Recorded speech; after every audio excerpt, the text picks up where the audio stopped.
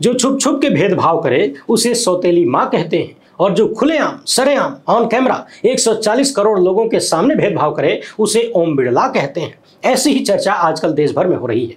प्रधानमंत्री बात बात में ऐतिहासिक शब्द का प्रयोग करते हैं। सच में उन्होंने हर एक मामले में इतिहास तो बना ही दिया है। भारत के इतिहास में स्पीकर का पद कभी भी इतना विवादित नहीं रहा, ना तो कभी स्पीकर के पद का चुनाव हुआ जैसे मोदी सत्ता ने करवाया। स्पीकर के कारनामे कभी भी इतने बदनाम नहीं हुए जितने ओम बिड़ला के हो गए। आप कहेंगे कि ये कैसा इतिहास है, तो ध्यान रखिए, इतिहास अच्छी बुरी हर चीज का कच्चा चिट्ठा रखता है। इतिहास सिर्फ अच्छी चीजों को ही याद नहीं रखता। मगर ध्यान देने वाली बात यह है कि पिछले 5 साल में मोदी सत्ता ने स्पीकर से जो करवाया और स्पीकर ने जो लटकासन करते हुए किया, तब देश की संसद और देश का माहौल कुछ और था।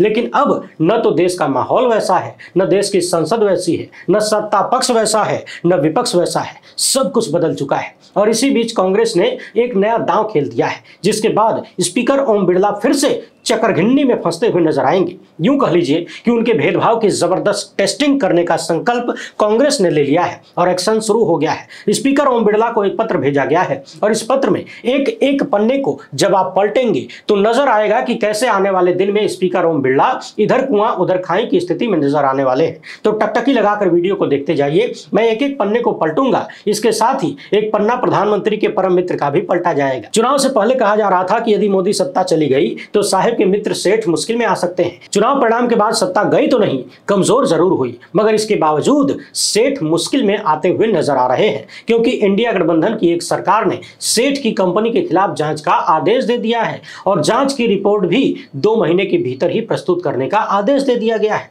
यह मामला बड़ा दिलचस्प मोड़ ले चुका है। ध्यान रहे, अगले कुछ ही महीनों में महाराष्ट्र, हरियाणा और झारखंड जैसे महत्वपूर्ण राज्यों में विधानसभा के चुनाव भी हैं। दोनों ही मसलों पर विस्तार से बातचीत करेंगे। वीडियो काफी जबरदस्त होने वाली है, इसलिए पूरा देखिएगा। अभी इसे लाइक कर लीजिए। पहली बार देख रहे हैं तो चैनल को सब्सक्राइब करके घंटा जरूर बजाएं टन से।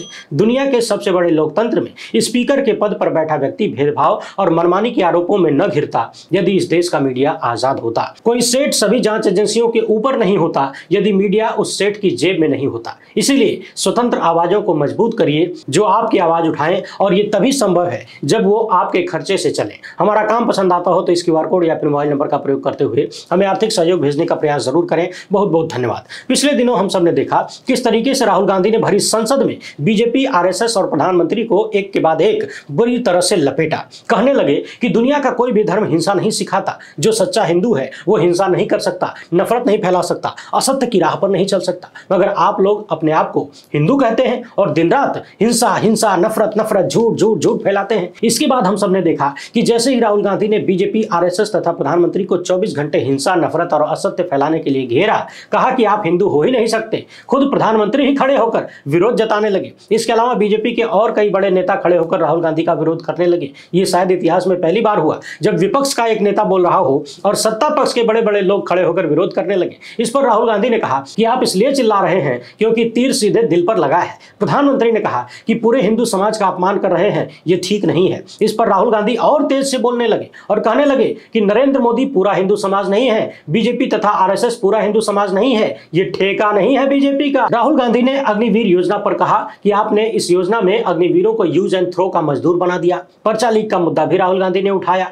मणिपुर के मामले पर भी कहा कि आपको शर्म आनी चाहिए। माइनॉरिटीज के खिलाफ नफरत और हिंसा के लेकर भी राहुल गांधी ने बोला। उन्होंने राम मंदिर का भी जिक्र किया। कहा कि मंदिर के उद्घाटन में अडानी अंबानी तो थे मगर कोई गरीब आदमी नजर नहीं आया। निजीकरण को लेकर भी राहुल गांधी ने सवाल उठाया। नोटबंदी, GST और अर्थव्यवस्था पर बोलते हुए कहा कि यह सब कुछ अडानी अंबानी के लिए किया गया था। और इस तरह की बहुत सारी बातों को बाद में स्पीकर ओम बिड़ला ने सदन की कार्यवाही से हटा दिया।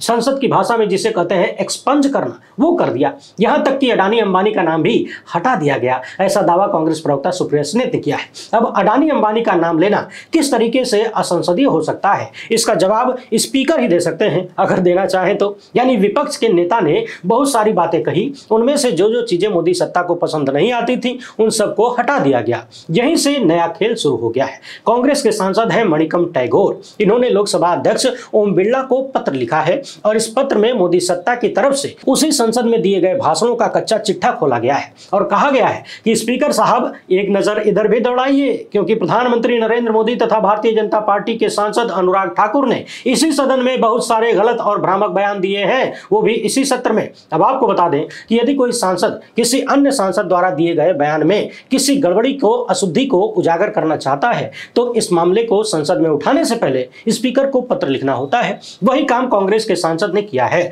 मगर पत्र में जो लिखा है उस पर ध्यान देना जरूरी है। इन्होंने कहा है कि निर्देश 115(1) के प्रावधानों को लागू किया जाए और स्पीकर कार्यवाही करे, क्योंकि प्रधानमंत्री ने मंगलवार को लोकसभा में दिए गए अपने भाषण में कांग्रेस पर यह आरोप लगाया कि कांग्रेस ने महिलाओं को 8500 रुपया प्रति महीना देने का झूठा वादा किया था, जबकि सब जानते हैं कि यह एक वादा था जिससे पार्टी की जीत और सरकार बनने के बाद पूरा किया जाना था। वैसे साहब ने यह जो बात कही कि कांग्रेस ने देश की महिलाओं को धोखा दिया, 8500 रुपया महीना नहीं मिला, यह पिछले कई दिनों से व्हाट्सएप यूनिवर्सिटी और IT सेल के गुर्गों द्वारा फैलाया जा रहा है। अब समझने वाली बात यह है कि इस देश के प्रधानमंत्री नरेंद्र मोदी और उनके टीम के लोग देश की जनता को किस स्तर का बेवकूफ समझते हैं। क्या देश की जनता को मालूम नहीं है कि कोई भी पार्टी जो वादा करती है उसको पूरा तब करेगी ना जब वो सरकार में आएगी। कांग्रेस पार्टी और राहुल गांधी लगातार यही तो कह रहे थे कि यदि हम सरकार में आएंगे तो 8500 रुपया महीना देंगे, यानी लाख रुपया सालाना गरीब महिलाओं को देंगे।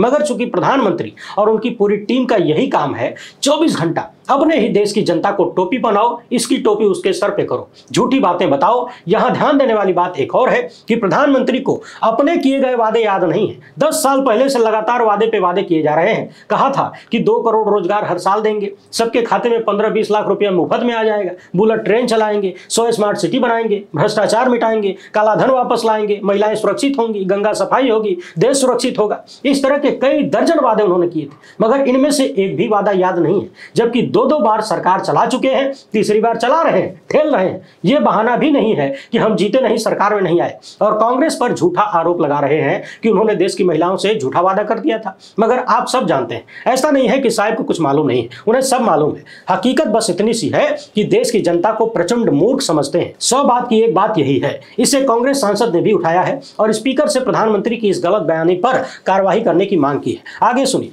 कांग्रेस सांसद ने यह भी लिखा है कि प्रधानमंत्री ने कहा कि कांग्रेस का वोट शेयर 16 राज्यों में कम हुआ जहां वो अकेले चुनाव लड़ी, जबकि यह तथ्यात्मक रूप से गलत है। हिमाचल प्रदेश, उत्तराखंड, कर्नाटक, तेलंगाना आदि राज्यों में कांग्रेस का वोट शेयर बढ़ा है। अगली बात जो प्रधानमंत्री ने कथित रूप से झूठ बोली और भ्रामक था वो ये कि कांग्रेस के समय में सेना के लिए कोई बुलेट प्रूफ जैकेट उपलब्ध नहीं कराया जाता था। इस पत्र में कांग्रेस की तरफ से लिखा गया है कि जैकेट की कमी थी, मगर ऐसा नहीं था कि जैकेट नहीं थी। यहां तक कि मुंबई हमलों की तरह पुलिस के पास भी बुलेट प्रूफ जैकेट हुआ करती थी। इसके साथ ही प्रधानमंत्री ने यह भी कहा था कि कांग्रेस ने सेना को लड़ाकू विमान नहीं दिए। यह भी भ्रामक बयान है। कांग्रेस के समय में ही MiG-29, जगुआर, मिराज 2000 और सुखोई Su-30 थे। इसी तरह से लोकसभा में अनुराग ठाकुर के 1 जुलाई के भाषण में भी कथित अशुद्धियों की ओर इशारा करते हुए कांग्रेस ने कहा है कि अनुराग ठाकुर ने दावा किया कि जब कांग्रेस पार्टी देश में शासन कर रही थी तब सेना को हथियार और लड़ाकू विमान नहीं दिए गए थे, जबकि कांग्रेस के समय ही हमारे पास जगुआर, MiG-29, Su-30, मिराज 2000 थे। हमारे पास परमाणु बम, अग्नि, पृथ्वी, आकाश, नाग, त्रिशूल और ब्रह्मोस जैसी मिसाइलें थी। अनुराग ठाकुर के एक और बयान को तथ्यात्मक रूप से गलत बताया गया है और वो ये कि मोदी सत्ता ने 25 करोड़ लोगों को गरीबी से बाहर निकाल दिया है। अनुराग ठाकुर ने एक और बयान दिया कि प्रधानमंत्री कभी छुट्टी नहीं लेते हैं। इस पर कांग्रेस पार्टी ने पूछा है कि चुनाव प्रचार के लिए किस श्रेणी की छुट्टी लेकर जाते हैं। इन सारे बयानों को तथ्यात्मक रूप से गलत और भ्रामक बताते हुए कांग्रेस ने स्पीकर ओम बिरला को पत्र लिखा है और कार्यवाही की मांग की है। अब यदि आप यहां ध्यान दें तो प्रधानमंत्री की बातें हों या अनुराग ठाकुर की बातें, जो कथित भ्रामक दावे इन लोगों ने किए हैं, संसद में खड़े होकर किए हैं, वो सारे दावे दिन रात व्हाट्सएप यूनिवर्सिटी और IT सेल के गुर्गों द्वारा फैलाए जाते हैं। अब सवाल ये है कि क्या ये लोग भी अपनी ही IT सेल के गुर्गों का मैसेज ही पढ़ रहे हैं संसद में खड़े होकर? क्योंकि ये तो संभव नहीं है कि प्रधानमंत्री को इतनी सामान्य सी बातें न पता हो। अनुराग ठाकुर जो पिछले कार्यकाल में मंत्रालय संभाल चुके हैं, उन्हें यह न पता हो कि मोदी सत्ता के पहले देश में कोई लड़ाकू विमान था कि नहीं था, और प्रधानमंत्री की छुट्टी लेने की बात, जबकि पिछले दिनों संभवतः किसी आरटीआई में यह खुलासा हुआ, कई बार यह खुलासा हुआ कि भारत के प्रधानमंत्री कभी छुट्टी पर होते ही नहीं है, वो हमेशा ऑन ड्यूटी होते हैं। मगर इससे इतर यदि आप प्रधानमंत्री मोदी को देखें तो जितना घूमना फिरना, जितना निजी काम और जितना टाइम पास वाला काम साहब करते हैं, उतना शायद भारत के इतिहास में किसी प्रधानमंत्री ने नहीं किया होगा। चुनाव के दौरान आप देखते हैं साहब लगातार चुनाव प्रचार में ही होते हैं, चाहे किसी राज्य का चुनाव हो, चाहे स्थानीय निकाय का ही चुनाव क्यों ना हो, उपचुनाव ही क्यों ना हो, साहब सब में कूद पड़ते हैं। कभी समंदर में गोता लगाने के लिए, कभी गुफा में बैठकर फोटो खिंचवाने के लिए, कभी किसी मंदिर में बैठकर ध्यान करने के लिए, वो भी घंटों का, और फिर कभी घंटों घंटों मन की बात करने के लिए। प्रधानमंत्री के वक्त की जितनी बर्बादी साहब के कार्यकाल में हुई, शायद इतिहास में कभी नहीं हुई होगी। पूरे साल का हिसाब किताब लगाएंगे, घूमना फिरना, फोटो खिंचाना, प्रचार करना और पार्टी के लिए रणनीति बनाना, इन सब को जब आप घटा देंगे तो समझ में आएगा कि साहब प्रधानमंत्री वाला काम कब करते हैं। शायद इन्हीं सच्चाइयों को छुपाने के लिए लगातार ये बात दोहराई जाती है कि प्रधानमंत्री मोदी कभी छुट्टी नहीं लेते, जबकि देश की सत्ता के पास इस बात का भी कोई रिकॉर्ड नहीं है कि पुराने प्रधानमंत्रियों ने कभी छुट्टी ली कि नहीं। मगर चूंकि इनके पास झूठ पैदा करने की फैक्ट्री है, ऊपर से लेकर नीचे तक एक से बढ़कर एक झूठा आदमी भरे पड़े हैं, तो किसी भी मामले को लेकर कितना भी बड़ा झूठ पैदा किया जा सकता है, उसकी टेंशन नहीं। और फैलाने के लिए आईटी सेल तथा गोदी मीडिया के लिए झंडी सही है, फैला देते हैं। और यदि आप उनके झूठों का पर्दाफाश करेंगे तो आपको गालियां दी जाएंगी, आपको ट्रोल किया जाएगा, धमकियां दी जाएंगी, बदनाम किया जाएगा। और कितना विकसित भारत चाहिए बताइए।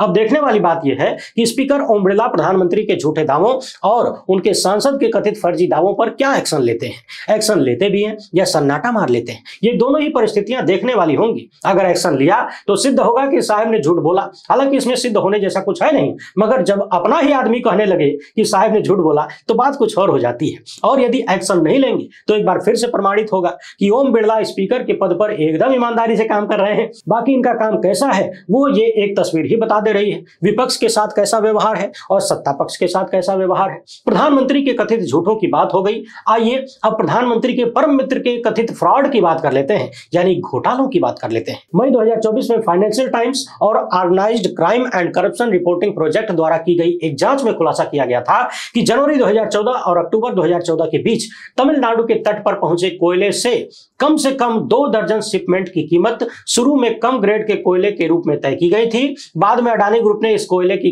मूल कीमत से 3 गुना अधिक दाम पर बेचा। साल 2018 में चेन्नई स्थित भ्रष्टाचार विरोधी समूह ने तत्कालीन सरकार के समक्ष शिकायत दर्ज कराई थी। आरोप लगाया था कि अडानी समूह ने 2012 से 2016 के बीच तमिलनाडु की बिजली कंपनी को अधिक दाम पर कोयला बेचा और ये झोलझाल करके अडानी ग्रुप ने 6066 करोड़ रुपए का मुनाफा कमाया। द न्यूज मिनट पर यह स्टोरी विस्तार से छपी है, आप चाहे तो जाकर बढ़िया से पढ़ लीजिए। अभी इस मामले में अपडेट यह है कि अडानी समूह द्वारा धोखाधड़ी से खराब क्वालिटी के कोयले को तमिलनाडु की बिजली कंपनी को अधिक मूल्य पर बेचने का जो आरोप लगा है, इसकी जांच के लिए तमिलनाडु सरकार ने भ्रष्टाचार निरोधक निदेशालय और इंटेलिजेंस को आदेश दे दिया है और यह भी आदेश दिया है कि 2 महीने के भीतर पूरे जांच की रिपोर्ट हमारे सामने हमारे टेबल पर होनी चाहिए। यानी अभी जुलाई की शुरुआत है, अगस्त के आखिर तक जांच रिपोर्ट तमिलनाडु की सरकार के पास होगी और उसके लगभग 2 महीने बाद ही इस देश में महाराष्ट्र, हरियाणा और झारखंड में विधानसभा के चुनाव होने वाले हैं। महाराष्ट्र में आप जानते हैं धारावी से लेकर अन्य कई मामले में अडानी के खिलाफ पहले से ही चर्चा है। महाराष्ट्र के कई बड़े बड़े प्रोजेक्ट गुजरात भेज दिए गए चुनाव से पहले, इसे लेकर भी महाराष्ट्र के लोगों में जबरदस्त नाराजगी है। उसका एक हाल ही में हमने लोकसभा के चुनाव में देखा है, जिसमें महाराष्ट्र की 48 लोकसभा सीटों में से वहां बीजेपी सिंगल डिजिट में आ गई और इंडिया गठबंधन 30 सीट जीत गया। कांग्रेस सबसे बड़ी पार्टी बन गई। झारखंड में भी भारतीय जनता पार्टी की जो प्लानिंग थी वो कहीं ना कहीं फेल हो गई और हरियाणा का रिजल्ट तो आप देख ही रहे हैं। पिछले 2 बार से जहां कांग्रेस कभी 1 तो कभी 0 पर निपट जाती थी, इस बार 10 में से 5 सीट लेकर आ गई। तथा विधानसभा के चुनाव में यहां बीजेपी की हालत और भी खराब बताई जा रही है। उधर महाराष्ट्र में इंडिया गठबंधन ने शुरुआत में ही ऐलान कर दिया कि हम एक साथ चुनाव लड़ेंगे, कोई बड़ा भाई कोई छोटा भाई नहीं है, सबको बराबर बराबर हिस्सा मिलेगा, बराबर सीटें बांट दी गई हैं। यानी उद्धव ठाकरे और शरद पवार तथा कांग्रेस सब 96 सीटों पर चुनाव लड़ेंगे। दूसरी तरफ भारतीय जनता पार्टी के भीतर लगातार बगावत की बू सामने आ रही है। आपने देखा महाराष्ट्र में वर्तमान के बीजेपी के सबसे बड़े नेता कहे जाने वाले देवेंद्र फडणवीस ने लोकसभा में खराब प्रदर्शन के बाद इस्तीफे की पेशकश की। यानी विपक्ष बेहद मजबूत स्थिति में है और वहीं भारतीय जनता पार्टी तथा उसका गठबंधन दिन पर दिन कमजोर होता हुआ दिख रहा है। जनता के बीच कमजोरी और ज्यादा बढ़ती जा रही है। ऐसे में चुनाव से पहले तमिलनाडु सरकार ने यदि अडानी कांड पर कोई बड़ा खुलासा कर दिया तो कहानी और बिगड़ने वाली है। झारखंड भी नेचुरल रिसोर्स से भरा हुआ प्रदेश है और जहां नेचुरल रिसोर्स होता है वहां सेठ किस सोर्स में काम करते हैं, कैसे सोर्स में पाए जाते हैं, ये तो आप जानते ही हैं। यानी एक तरफ मोदी सत्ता संसद के भीतर राहुल गांधी द्वारा अडानी अंबानी का नाम लिए जाने पर वीडियो डिलीट करवा रही है, दूसरी तरफ विपक्ष की सरकारें अडानी की कंपनियों पर लगे भ्रष्टाचार के बड़े बड़े आरोपों की जांच करवा रही हैं। जिस नाम से बचने का प्रयास साहेब पिछले कई साल से कर रहे हैं, जिस प्रयास में राहुल गांधी की संसदी लेनी पड़ी, टीएमसी सांसद महुआ मोइत्रा की भी संसदी छीननी पड़ी, अब वो प्रयास कहीं न कहीं असफल होता हुआ नजर आ रहा है। बाकी इंतजार करिए, आने वाले दिनों में बहुत कुछ निकल कर आने वाला। इस वीडियो को ज्यादा से ज्यादा लोगों तक पहुंचाएं। पहली बार देख रहे हैं तो चैनल को सब्सक्राइब कर लीजिए। हमसे जुड़ने के लिए बहुत बहुत धन्यवाद। जय हिंद।